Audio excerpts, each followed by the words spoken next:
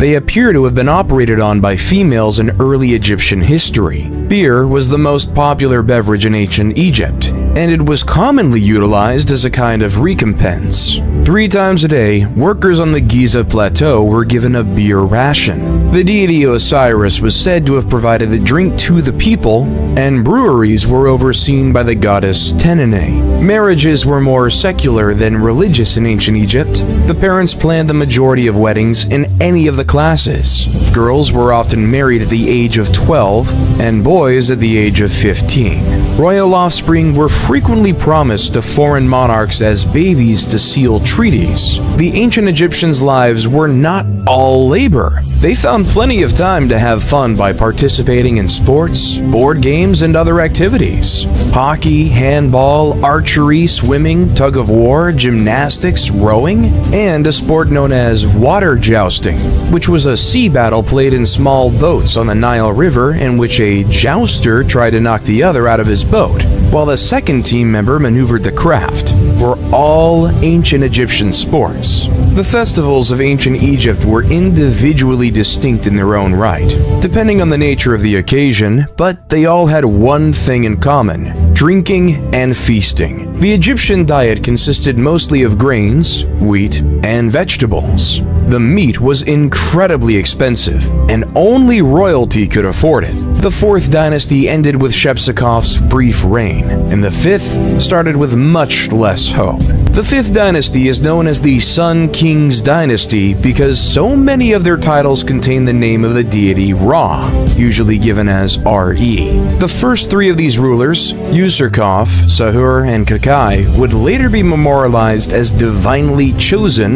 in the Westcar papyrus tale, The Birth of the Kings. The dynasty starts with King Userkaf, but a lady called Kenkaz, most likely a daughter of Menkor, appears prominently in the Egyptian texts as mother of 2 kings of Upper and Lower Egypt, though it's unclear who those monarchs were.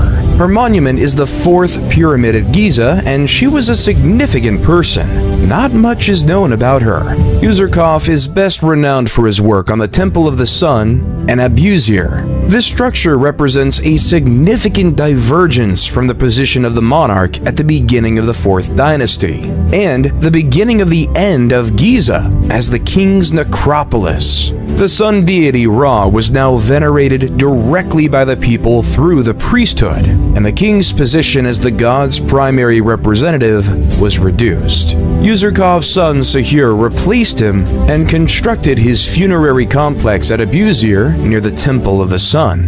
Sahur was a capable monarch who led the first Egyptian expedition to Punt and arranged significant trade treaties with other countries. Punt, on the other hand, was one of his biggest accomplishments, as it became an important source of many of Egypt's most valuable resources, and in time was regarded as a legendary country of the gods. Sahur constructed his own temple to the sun in Abusir and was the first to use palmiform columns in the building, which would later become the norm for columns throughout Egypt. Sahur's war exploits and cautious resource management enriched the nation, as demonstrated by the intricate work done on his mortuary complex and the inscriptions discovered. His son, Neferirker Kakai, succeeded him. Inscriptions suggest he was a good king and well-regarded, but little is known of his tenure except that the priesthood got even more dominant during his control.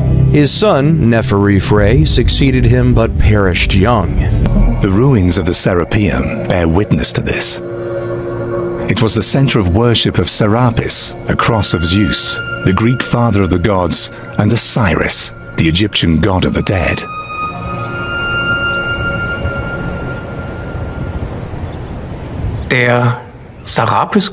The cult of Serapis, which found its final architectural expression in the Serapeum, was practiced prior to the conquest of Egypt by Alexander the Great.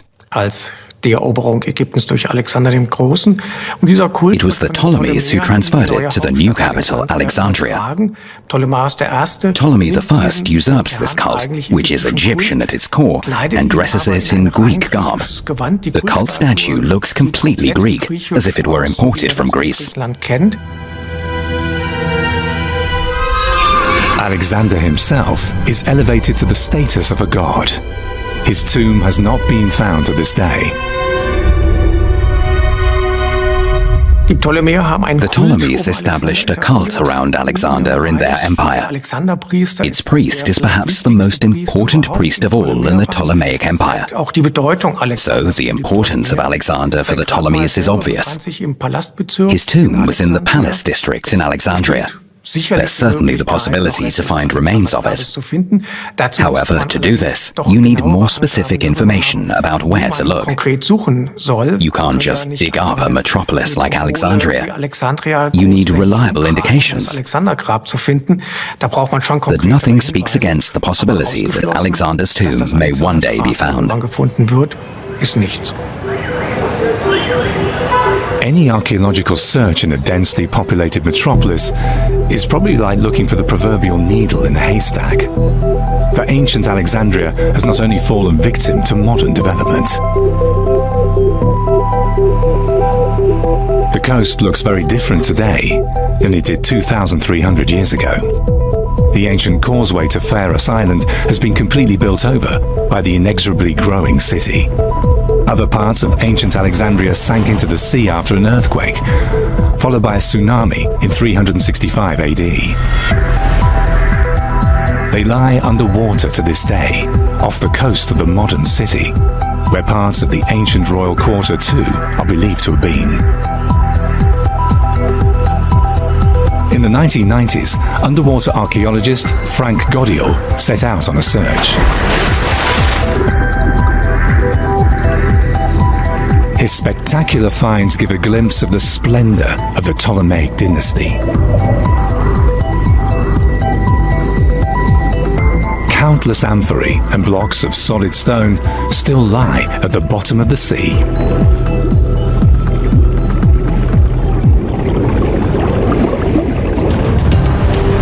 The foundation of the lighthouse was often searched for but never found. Yet, even if it's lost forever, the Pharos of Alexandria symbolizes a high point of Egyptian urban culture like no other building.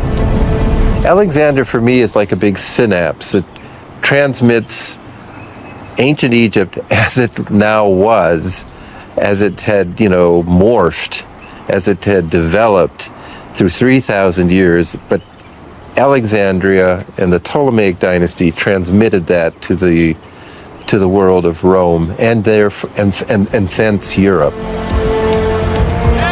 The Macedonian dynasty rules Egypt for 300 years. The last Ptolemaic on the pharaoh's throne is also the most famous, Cleopatra VII.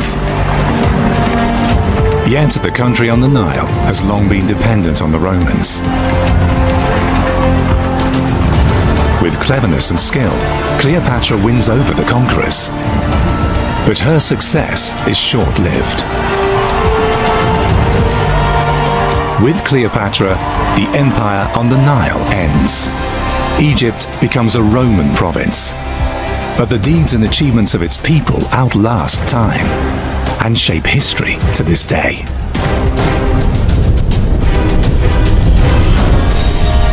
The Egyptian metropolises are the starting points of an urban revolution.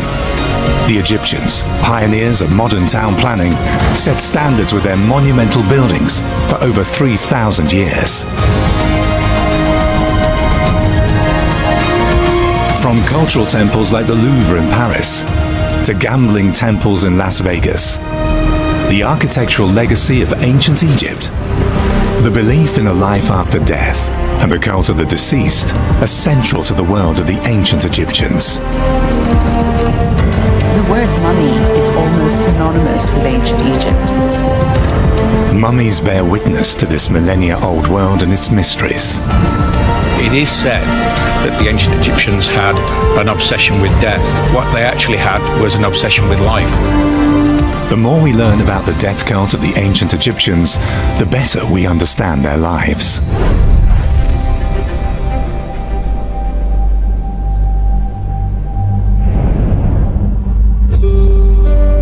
7,000 years ago, people settled on the narrow green strip along the Nile. Villages and metropolises emerge.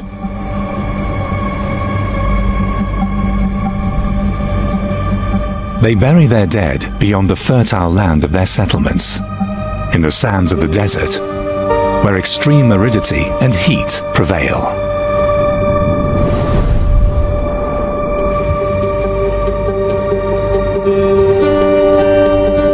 Then they discover that the hostile climate of the Egyptian desert has a fascinating effect on the dead. Instead of decomposing, the body is dried out by the hot, salty sand and is preserved. It's the starting point for a cult of the dead that has lasted for thousands of years. A cult based on the belief that eternal life in the hereafter is only possible through a preserved body in this world.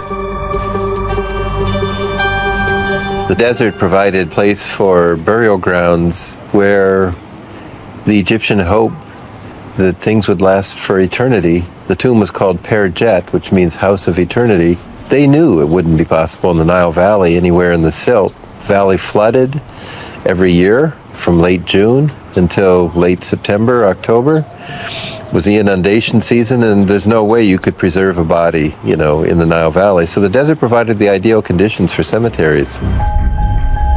At the end of the 19th century, 40 kilometers south of Luxor, then Thebes, excavators come upon a sensation.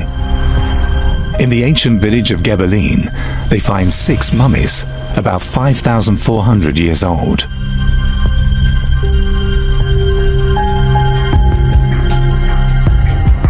For Egyptologists, they're the first indication of the origins of the art of embalming.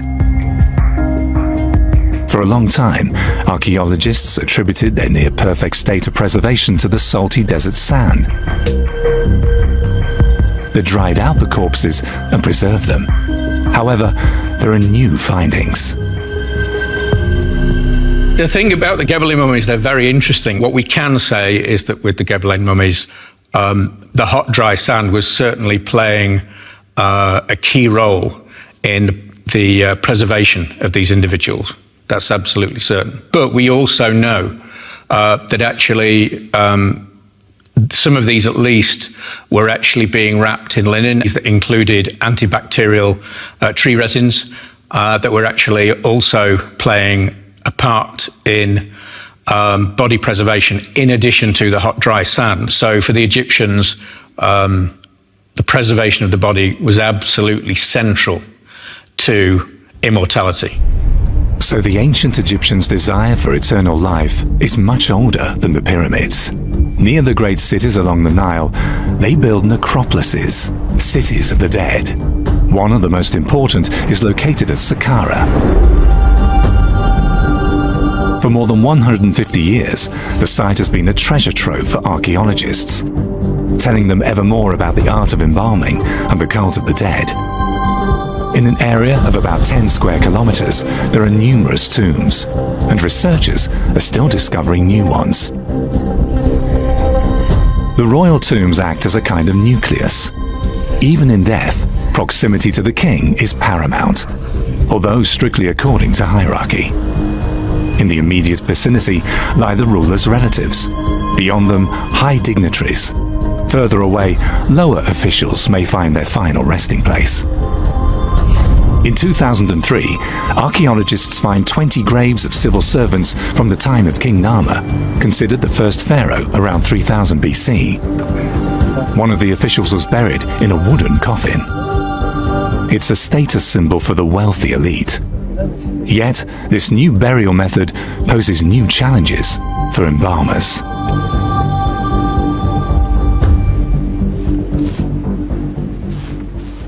So during the pre-dynastic period, the hot, dry sand, with certainly in some of these cases, an embalming recipe preserved the bodies fairly well.